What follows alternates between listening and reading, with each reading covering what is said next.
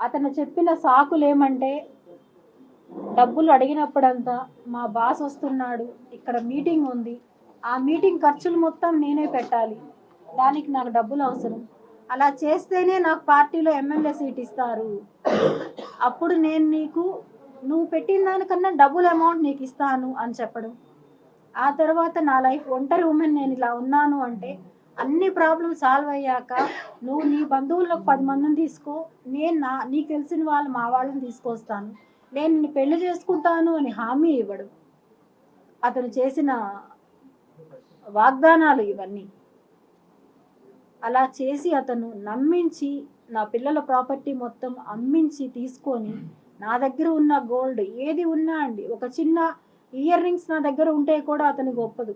అవి ఉన్నాయి కదా ఇవ్వు, ఎంఆర్ఐ స్కాన్కి వెళ్ళాలి, నేను కాలు నొప్పి, నాకు స్కాన్కి వెళ్ళేసి వస్తానని చెప్పి ఈవెన్ ఇయర్ రింగ్స్తో సహా తీసుకునేవాడు అతను. తీసుకొని 1 వీక్లో ఇస్తానని చెప్పి ఇంతవరకు కూడా 25 సవర్ల బంగారు నాకు ఒక్కటి కూడా అతను రిటర్న్ చేయలేదు. నేను అది అడిగితే ఈ బాండ్లో ఏదైతే ఉందో 5 సవర్ల బంగారు ఇస్తానని చెప్పి రాయిచ్చాడు నాకు అందులో. అవి అన్నీ కూడా ఎంతో బలవంతం చేసి బెదిరించి తీపిచ్చుకున్న వీడియో తప్ప ఇంకొకటి కాదు. అతను ఆ రోజు ఇచ్చింది 30 లక్షలు నేను ఇచ్చాను అని చెప్పి చూపించిన క్యాష్ డబ్బులు 5 లక్షల రూపాయలు. అవి మినర్వా కాఫీ డేలో ఇచ్చిన డబ్బులు 5 లక్షల రూపాయలు. అక్కడికి వచ్చిన వాళ్ళు గని, సుమన్ అన్న వీళ్ళు అక్కడికి వచ్చారు ఆ రోజు. వాళ్ళు తప్ప ఇంకెవరు లేరు. మినర్వా కాఫీ షాప్లో ఉండే మెంబర్స్ అందరూ ఉన్నారు.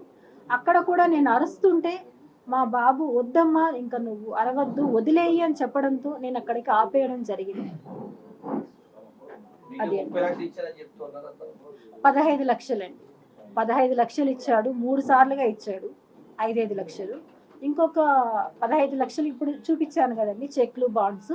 అవి ఈ ఇయర్ 26కి ఒకటి, 25కి ఒకటి ఇచ్చాడు. అది కూడా ఇచ్చినప్పుడు ఏం చెప్పాడంటే మా అబ్బాయితో, ఇవి నేను ఊరికే శాంపుల్కి ఇస్తున్నాను, ఎలక్షన్ అయిపోతూనే నాకు 3 నెలల్లో చాలా డబ్బులు వస్తానే మీ అమ్మ ఇచ్చిన దానికన్నా డబుల్ అమౌంట్ నేను ఇస్తాను అని చెప్పాడు.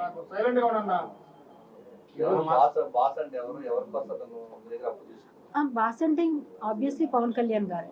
పవన్ కళ్యాణ్ గారు మీటింగ్లు ఉన్నాయి, ఇంకా సభలు ఉన్నాయి, అక్కడికి వెళ్ళాలి, నేను అర్జెంట్ మీటింగ్స్ ఉన్నాయి అని చెప్పి తీసుకోవాలి. అంతెందుకు, నాకు అతని గురించి నేను తెలుసుకున్నది ఎప్పుడంటే అండి, రోజా గారు అతన్ని అరెస్ట్ చేయించి నగిరి తీసుకెళ్ళిన తర్వాత ఆ మరుసటి రోజు మార్నింగే అతని నిజస్వరూపం అంతా నాకు తెలిసిందండి. అది కూడా ఎలా అంటే అతని ఫోన్లు అనడం కన్నా నేను కొనిచ్చిన ఫోన్స్, గత 10 సంవత్సరాలుగా అతను వాడే ప్రతి మొబైల్ నేను కొనిచ్చినవి. అతను లగ్జరీగా తిరుగుతున్నాడు అంటే అది నా డబ్బులు, నాలాగా మోసపోయిన అమ్మాయిల డబ్బులు తప్ప అతను చేసింది ఏమీ లేదు. ఇక్కడ అందరూ అడగచ్చు, ఇన్ని చేస్తుంటే వాళ్ళ ఇంట్లో భార్య అడగదా అతన్ని అని చెప్పి.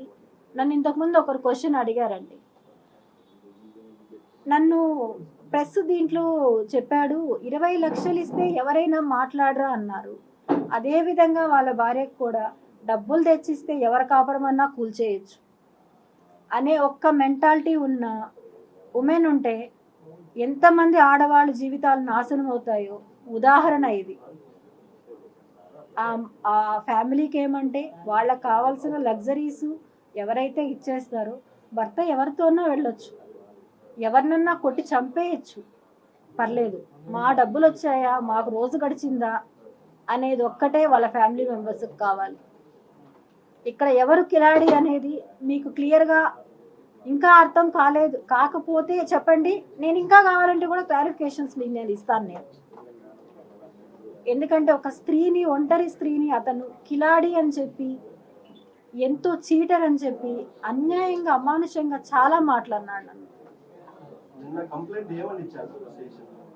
నేను ఇచ్చానండి, నా డబ్బులు నాకు బ్యాక్ రావాలని ఇచ్చాను, నా పిల్లలకి థ్రెట్ ఉందని ఇచ్చాను, నన్ను ఘోరంగా మోసం చేశాడు. నేను ఇప్పుడు ఏవైతే చెప్తున్నానో అవే ఇచ్చాను. నాకు మెయిన్ థ్రెట్ ఉంది, నా పిల్లల్ని నేను సేవ్ చేసుకోవాలి, నా పిల్లల్ని బెదిరిస్తున్నారు, నా పిల్లలది, నా బాబుది ఒకటి ఆడియో రికార్డ్ ఒకటి విడుదల చేశాడండి. హాస్పిటల్లో మదర్ చావు బతుకుల్లో ఉండగా కాల్స్ చేసి కంటిన్యూగా మీ అమ్మ ఎక్కడుంది, ఏం చేస్తున్నావు, ఎక్కడుంది, ఏం చేస్తుందంటే ఏ బిడ్డైనా ఏమంటాడు? టాబ్లెట్స్ వేసుకునింది, హాస్పిటల్లో ఉంది. ఎందుకు వేసుకునింది అంటే అప్పులోళ్ళు వచ్చారు. ఇది నిజం, అప్పులోళ్ళు వచ్చారు. ఎందుకు వచ్చారు అప్పులోళ్ళు? నీకు ఇచ్చిన అప్పుల వాళ్ళు, నీకు తీర్చిన అప్పుల వాళ్ళు వచ్చి నా ఇంటికి వచ్చి కూర్చొని మనశ్శాంతి లేకుండా చేస్తున్నారు నాకు. వాళ్ళల్లో ఒక అమ్మాయి ఇంటికి వచ్చి నువ్వు ఇచ్చేదాకా ఎల్ఎన్ లక్ష్మి, కిరణ్ రాయల్ రెస్పాండ్ అవ్వట్లేదు నాకు అని చెప్పి అమ్మాయి వచ్చి ఇంటికి వచ్చి కూర్చొని ఏడుస్తుంది, ఎన్నెన్నో చేస్తుంది. ఇవన్నీ ఏ ఇంట్లో అయినా ఎదిగిన పిల్లలు ఒప్పుకుంటారా? ఒప్పుకోలేరు. అలాంటి స్థాయిలో నేను ఉన్నంగా ఈ డెసిషన్ తీసుకున్నాను. ఇంకా నా వల్ల కాదు, ఇతనికి చేయించిన అప్పులన్నీ నాకు తలకు చుట్టుకున్నాయి, నా వల్ల కాదు, ఇంకా నేను చనిపోయాకన్నా ఆ డబ్బులు నా బిడ్డకి చెందుతాయి, నా బిడ్డలకి అనే ఉద్దేశంతో నేను సూసైడ్ చేసుకోవాలి అని చెప్పి డిసైడ్ తీసుకొని ఆ వీడియో అనేది నేను రిలీజ్ చేశాను.